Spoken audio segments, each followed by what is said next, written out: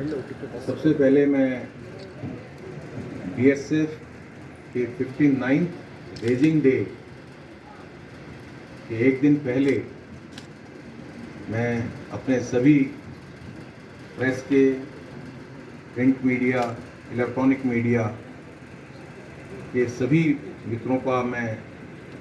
IG special of Orissa frontier के take headquarter में स्वागत करता हूं। बीएसएफ 1 दिसंबर 1965 को रेज हुई है और उसके बाद से 1 दिसंबर जो रेजिंग डे है वो हम बहुत हर्ष एंड उल्लास के साथ हर साल मनाते हैं और एक ट्रेडिशन रहा है हमारी फोर्स का कि जब भी हमारा रेजिंग डे होता है उससे एक दिन पहले प्रेस मीट होती है जिसके अंदर जो हमारा पूरे साल का जो लेखा जोखा है, अचीवमेंट है, वो हम प्रेस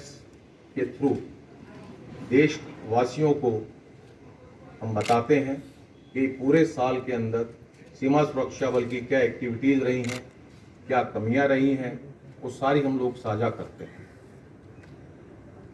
कल सीमा सुरक्षा बल का जो मेन फंक्शन है वो हजारीबाग में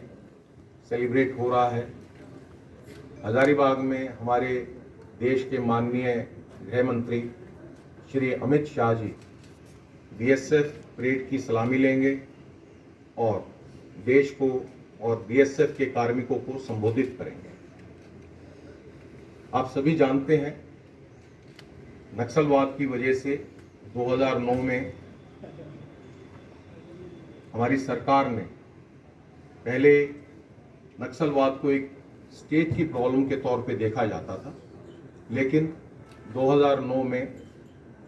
इसको एक सेंटर ने डिसीजन लिया, जो हमारी गवर्नमेंट थी, कि ये देश की प्रॉब्लम है, स्टेट की प्रॉब्लम नहीं है। और सेंटर जो है स्टेट अथॉरिटीज़ के साथ, जो स्टेट की सरकारें हैं, उससे मिलकर नक्सलवाद के सफाई के लिए अभियान चलाएंगे। उसकी एक वजह भी थी क्योंकि नक्सलवाद को स्टेट अथॉरिटीज़ जो हैं या स्टेट गवर्नमेंट है प्रॉपर ढंग से टैकल नहीं कर पा रहे थे।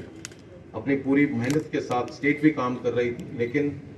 जब तक सेंटर की सहायता नहीं हुई इस केस में तो वो प्रॉपरली इसको जो है टैकल नहीं कर पा रहे थे, जिसकी वजह से जो एक समयबद्ध तरीके से जो कार्रवाई होनी चाहिए थी वो नहीं हो पा रही थी। 2009 में जब ये डिसीजन हुआ, 2010 में पर्टिकुलरली स्टेट उड़ीसा के अंदर अप्रैल में सीमा सुरक्षा बल का डिप्लॉयमेंट हुआ। हमारा एक कोरापुट सेक्टर में, कोरापुट में हमारा सेक्टर ओपनिंग हुआ जिसमें 5 यूनिटें डिप्लॉय की गई और उसके बाद 2013 में सेक्टर मलकानगिरी का उदय हुआ और उसके अंदर 4 यूनिटें डिप्लॉय की गई और 4 यूनिटें सेक्टर कोरापुट के अंदर, 4 यूनिटें सेक्टर मलकानगिरी में डिप्लॉयमेंट हुआ। और जो भी रिमोटेस्ट जो विलेजेस थे या जो बॉर्डर टचिंग एरिया छत्तीसगढ़ के साथ में या आंध्रा के साथ में, वहाँ पर हमारी सीओबीज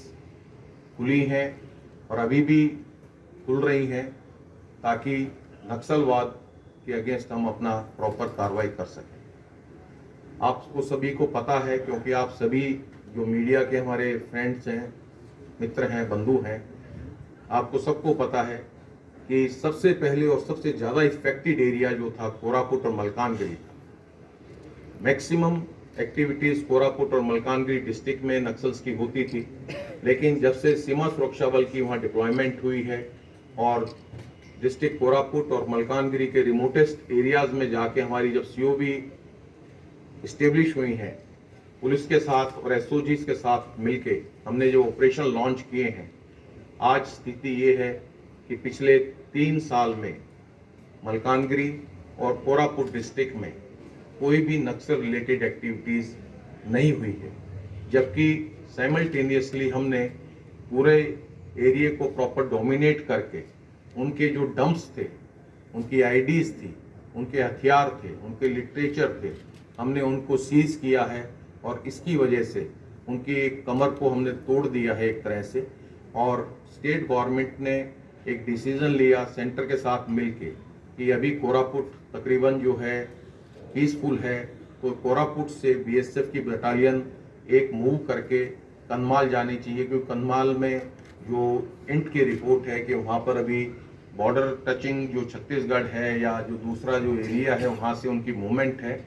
और उसकी डिसीजन के ऊपर जनवरी 2023 में बीएसएफ की एक बटालियन जो रायगढ़ में थी और नारायणपटना एरिया को डोमिनेट करती थी, वो वहाँ से उठ के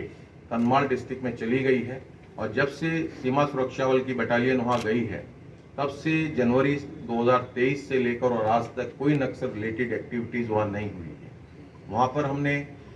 नया टेक हेडक्वार्टर इस्टेब्लिश किया है फुलबनी में, और जो 4 सीआरपी की जो सीओबीज थी वो हमने टेक ओवर की हैं, और 2 नई सीओबी वहाँ पर कोलमपाड़ा और मिग्नू पदर हमने वहाँ पर नई ओपनिंग की है। और इसी सीरीज़ के अंदर जो हमारा छत्तीसगढ़ से जो एरिया टच हो रहा है उड़ीसा स्टेट का, हमारी जो सबसे ज़्यादा रिपोर्ट आ रही थी वो तुलसी डोगरी फॉरेस्ट एरिया की थी। तो तुलसी बोई तुलसी में हमारी एक नई सीओबी हमने 24 अप्रैल को वहाँ खोली, और एक जो है हमारी एक सीओबी जो हमारे एक अपने जो हमारे एक कार्मिक हमारे एक डिप्टी कमांडेंट शहीद हुए थे सुनील बेहरा के नाम से जो है हुम्बी खारी को हमने वहाँ पर खोला है। तो अब उसके खोलने के बाद दोनों के बाद तो तुलसी डोगरी एरिया भी जो है तकरीबन अब डोमिनेट हो रहा है, हुम्बी खारी भी प्रॉपरली डोमिनेट हो रहा है। तो जो बॉर्डर एरिया जो उड़ीसा का छत्तीसगढ़ के साथ है, जो सीओबी है वो सीआरपीएफ से लेंगे, और 2 सीओबी जो है हम नई जो है बौद्ध एरिया में बनाएंगे कि जो बौद्ध एरिया की जो इन्फॉर्मेशन हमारे पास आ रही हैं, ताकि हम बौद्ध एरिया को हम प्रॉपरली डोमिनेट करके उनकी एक्टिविटीज़ को इससे पहले कि वो कोई अंजाम दें, ताकि हम उनको सफल नहीं होने देंगे। Thank you.